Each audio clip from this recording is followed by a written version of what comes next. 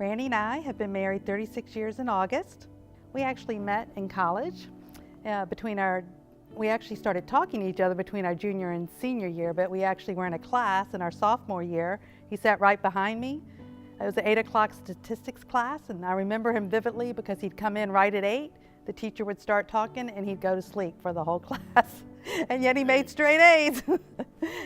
And then a couple years later we met during a summer school session. I had a class in a particular hallway. He was in the same hallway. We both would get there early in the mornings to study, and we just started talking. We dated. We went on our first date the week of my birthday, which was in August, and within 3 weeks we had gone out to the beach in Yorktown, and I had been praying. Every time I would date someone, I would pray, God, you're going to have to be very specific, you know, who this is. And rarely did I ever date anyone more than once. And we were on our third date by now, so that was kind of good. And we got there that day, and we were just talking, and all of a sudden he said, hey, I just need to let you know that, so God told me last night that you're the one I'm supposed to marry. And that was kind of our proposal. Because it was very much what I had asked God for, be very specific, and he was. And while I didn't say yes that day, it was a definite turn towards yes. So our romantic memories are more ongoing everyday activities where when we go to restaurants, we'll sit on the same side of the table. The waitresses look at us kind of funny, like, aren't you supposed to sit on the opposite ends of the table? No. So that's always kind of special, and then holding hands. And then for me, from a man's perspective, when she shows respect and says thank you, little things like that make a big difference to me. It kind of really charges me up on a day-to-day basis. And mine is he always remembers me, like to make my coffee in the morning or to put my towel out for the shower. Those are things I wake up to in the morning, and those are every day.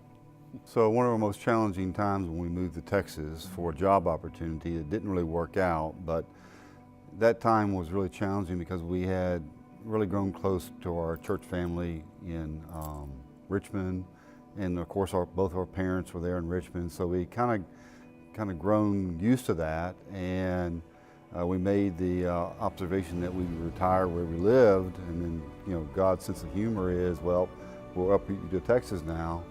And what that did for us, though, you know, it was a really hard time because, again, we were ripped away from things we were used to.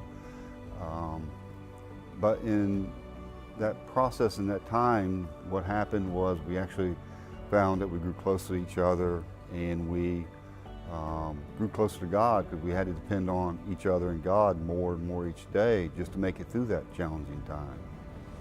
I guess it was probably our first opportunity to really rely on him and to see his faithfulness through a part of our journey that was new to us and different, and we grew out of that. We actually just grew immensely.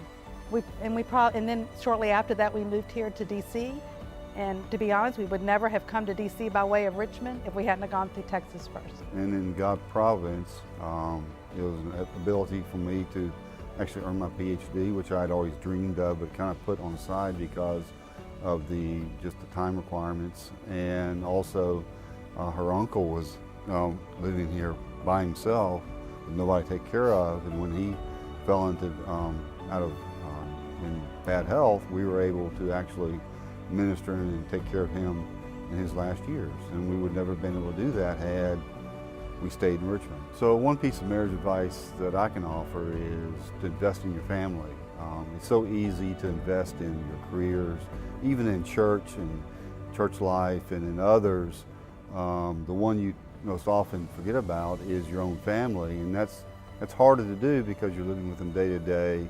You get so easy to take it for granted, but yet they're the most important people to look at and make sure you're not taking them for granted. And to also remember that to spend time each day together and to find time, even if it's a breakfast date once a week, to reconnect.